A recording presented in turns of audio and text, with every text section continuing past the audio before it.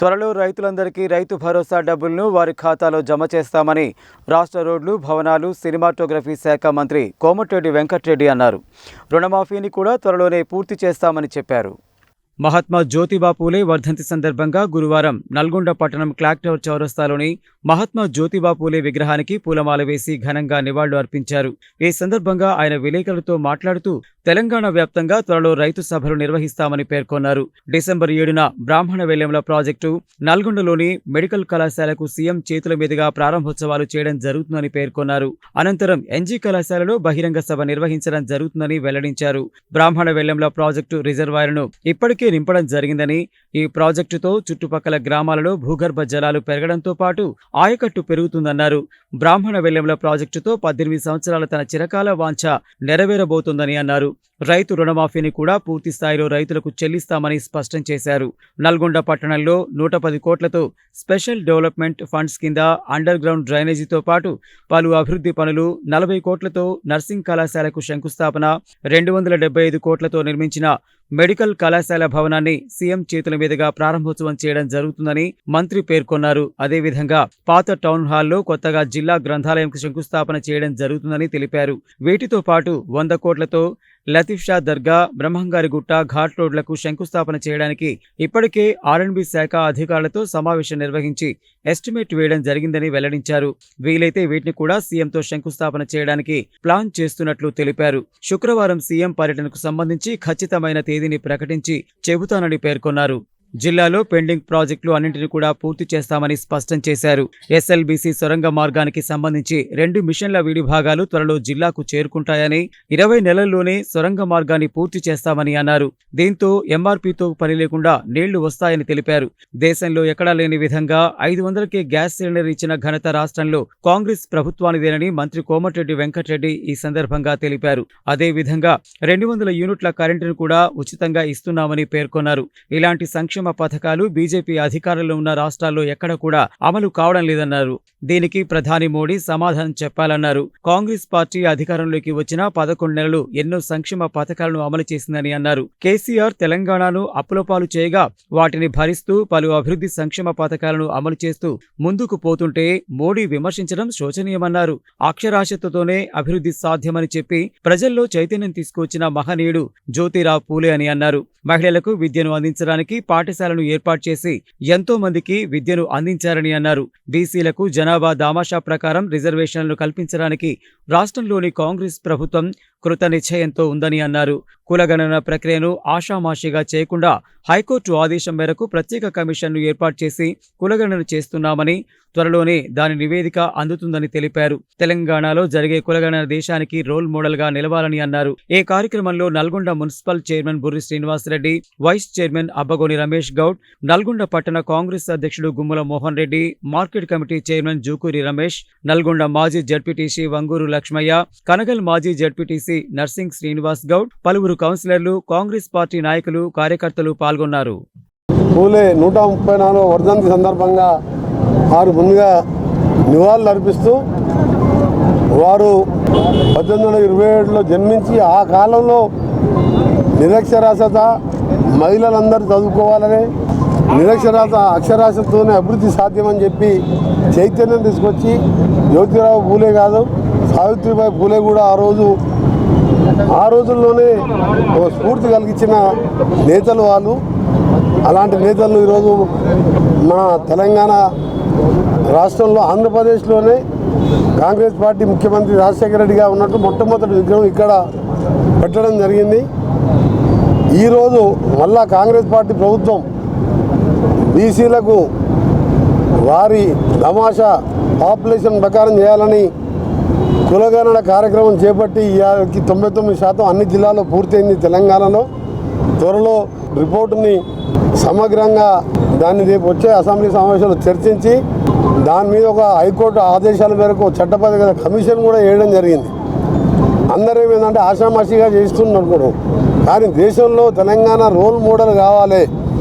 బీసీలు జనాభా ప్రకారం వాళ్ళకు అన్ని అభివృద్ధిలో కానీ రాజకీయ పదవులలో కానీ అన్నింటిలో కూడా ఆ వాటా రావాలని దేశంలో రాహుల్ గాంధీ గారు ఎన్నికల ముందు చెప్పిన మాట ప్రకారం ఇవాళ మా ప్రభుత్వం మా గౌరవ ముఖ్యమంత్రి రేవంత్ రెడ్డి గారు మంత్రివర్గం మేమందరం కూర్చొని ఇవాళ ఇంటింటికి ఎన్యూమరేటర్లను పెట్టించి మీరు చూస్తున్న 75 ప్రశ్నలు ప్రతి ఒక్కటి అందరూ ఎందుకు అనుకుంటున్నారని రేపు ఎవరన్నా దీనికి వ్యతిరేకంగా కోర్టులోకి పోయి కావాలని ఎక్కడ కాంగ్రెస్ ప్రభుత్వానికి పేరు వస్తుందని చెప్పి కోర్టులోకి పోయినా నిలవకుండా జాగ్రత్తగా ఎన్యూమరేషన్ కార్యక్రమం 99%, 99.99% అంటే నల్గొండలో 100% చేసిన మొట్టమొదటి జిల్లా నల్గొండ జిల్లా. ఈ సందర్భంగా మా జిల్లా కలెక్టర్ గారికి మా యంత్రాంగాన్ని కూడా వాళ్ళకు కూడా అభినందన తెలియజేస్తున్నాం. త్వరలోనే ఇది అందరూ కూడా 100% రేపెల్లుండి అయిపోతున్నది. ఆ తర్వాత దీన్ని అమలు పరిచే విధంగా దీన్ని కార్యక్రమాన్ని తీసుకోవడం నిజంగా తెలంగాణ ప్రజలందరూ కూడా కాంగ్రెస్ పార్టీ చేసే ఈ మంచి కార్యక్రమం ఏ రాష్ట్రంలో చేయలే. ఇన్ని రాష్ట్రాలలో బీజేపీ ప్రభుత్వాలు ఎక్కడన్నా ఈ చేయలే ఆ కార్యక్రమాలు. పేరుకు మోడీ గారు ఓబీసీ ముఖ్యమంత్రి అని చెప్తారు, ఆయన దాని గురించే మాట్లాడాడు. టీఆర్ఎస్ వాళ్ళకైతే ఆ సోయినే లేదు వాళ్ళకు. అందుకని మరొకసారి ఈ సందర్భంగా ఈరోజు 130వ వర్ధంతి సందర్భంగా మహాత్మా ఆ రోజుల్లోనే మహాత్మా బిరుదు పొందిన జ్యోతిరావు ఫులే మరొకసారి వారికి నివాళులు అర్పిస్తూ ఆత్మకు శాంతి కలగాలని భగవంతుని ప్రార్థిస్తున్నాం. సీఎం కార్యక్రమం 7వ తారీఖు టెంటేటివ్గా మొదటి వారం అని చెప్పిండు. రేపు సీఎం గారు నిన్న వాళ్ళ సోదరుని కుమార్తె వివాహం ఉండే, మొన్న 3 రోజులు ఢిల్లీలో ఉండే. నేను కూడా బిజీగా వేరే కార్యక్రమాలు ఉంటారు. ఎల్లుండి రేపు నిజామాబాద్ పర్యటన నాది ఉన్నది. ఎల్లుండి మహబూబ్నగర్ సీఎం రైతు సభ తెలంగాణ వ్యాప్తంగా రైతులందరినీ కూడా రమ్మంటున్నాం. రైతులకు మిగిలిపోయిన రైతులకు రైతు రుణమాఫీ చేస్తూ రైతులకు చేపట్టబోయే కార్యక్రమం మేము చెప్పిన 7,500 రూపాయల రైతు భరోసా కూడా త్వరలోనే మళ్ళీ రైతుల అకౌంట్లో వేయబోతున్నాం. నల్గొండ జిల్లా బ్రాహ్మణవేలియాల ప్రాజెక్టు అక్కడ డిస్ట్రిబ్యూటర్ కెనాల్స్ శంకుస్థాపన చేసి ఇప్పటికే రిజర్వాయర్ నింపి పెట్టడం జరిగింది. 18 ఏళ్ళ కళ అది, నా కళ అది. ఆ ప్రాజెక్టుతో ఇవాళ చుట్టుపక్కల గ్రామాలలో అప్పుడే అన్ని బోర్లకు బావులకు నీళ్ళు వచ్చినాయి. ఆ ప్రాజెక్టు అక్కడ పరిశీలించి జిల్లాకు చెందిన ఎస్ఎల్బిసి సొరంగం కానీ శివనగూడెం కానీ బ్రాహ్మణవేలియాల ప్రాజెక్టు అన్నిటి కూడా రివ్యూ బ్రాహ్మణవేలియాలో చేసి మళ్ళీ అక్కడి నుంచి నల్గొండ ఎన్జీ కాలేజీలో హెలిప్యాడ్లో దిగి ఇక్కడ 110 కోట్లతోని స్పెషల్ డెవలప్మెంట్తో నల్గొండ అండర్గ్రౌండ్ డ్రైనేజ్ కానీ చుట్టుపక్కల అన్ని గ్రామాలు కూడా మున్సిపాలిటీలో కలిపినాం. ఆ కార్యక్రమం 40 కోట్లతో నర్సింగ్ కాలేజీ శంకుస్థాపన, అలాగే 275 కోట్లతోని మెడికల్ కాలేజు నిర్మాణం పూర్తయింది నిన్నమననే. దాన్ని ఇప్పుడు గవర్నమెంట్ కాలేజీ దాన్ని షిఫ్ట్ కూడా చేస్తున్నాం. దాని ఓపెనింగ్ కూడా ముఖ్యమంత్రి గారి చేతుల మీదుగా జిల్లాకు చెందిన ఉత్తమ్ కుమార్ రెడ్డి గారు, అందరు ఎంపీలు ఎమ్మెల్యేలు అందరూ పాల్గొంటారు. ఒక పెద్ద బహిరంగ సభ కూడా ఆ రోజు సాయంత్రం నిర్వహిస్తూ జిల్లాలో మిగిలిపోయిన అభివృద్ధి కార్యక్రమాలు అన్నీ చేసే విధంగా ఆ రోజు ముఖ్యమంత్రి గారితో చేస్తున్నాం. జిల్లాకు సంబంధించి పాత టౌన్ హాల్లో కొత్త లైబ్రరీ బిల్డింగ్ కూడా శంకుస్థాపన చేయబోతున్నారు ముఖ్యమంత్రి గారు. దానికి సంబంధించి దాంతోపాటు ఇక్కడ మన లతీఫ్ షా గుట్ట, అలాగే అక్కడ అటు సైడ్ నుంచి బ్రహ్మంగారు మండలం 2 ఘాట్ రోడ్లకు కూడా శంకుస్థాపన చేయాలని ఇప్పటికే ఎస్టిమేట్లు వేసినాం. అది ప్రాసెస్లో నిన్ననే రివ్యూ చేశాను మా ఆర్ఎన్బి డిపార్ట్మెంట్కి వెళ్ళి. అది వీలైతే దాన్ని కూడా శంకుస్థాపన చేయాలని చెప్పి 2 అలైన్మెంట్లు ఉన్నది, ముందుకెళ్ళేయాలన్నా వెనక నుంచి చేయాలన్నా అని ఆ రెండిట్లో రేపెల్లుని ఫైనల్ చేసి దాన్ని శంకుస్థాపన చేస్తూ నల్గొండ జిల్లా వ్యాప్తంగా మిగిలిపోయిన సమస్యల మీద ముఖ్యంగా నీటిపారుదల ప్రాజెక్టు ధర్మారెడ్డి కానీ పిల్లాయిపల్లి కాలువ మూసీ ప్రాజెక్టు చేపట్టబోతున్నందుకు ముఖ్యమంత్రి గారికి పెద్ద ఎత్తున స్వాగతం పలకాలని నల్గొండ ప్రజలకు కూడా. ఎందుకంటే మూసీతోని ఎక్కువ నష్టపోయేది మనమే. ఆ మూసీ 1 కోటి మంది అక్కడ డ్రైనేజ్ కానీ పరిశ్రమల వ్యర్థాలు వచ్చేది, నాశనం అయ్యేది మన ఆరోగ్యాలు. ఆ ప్రాజెక్టుతో మూసీ శుద్ధీకరణతో నల్గొండ జిల్లాకు ఎక్కువ లబ్ధి పొందుతున్నాం.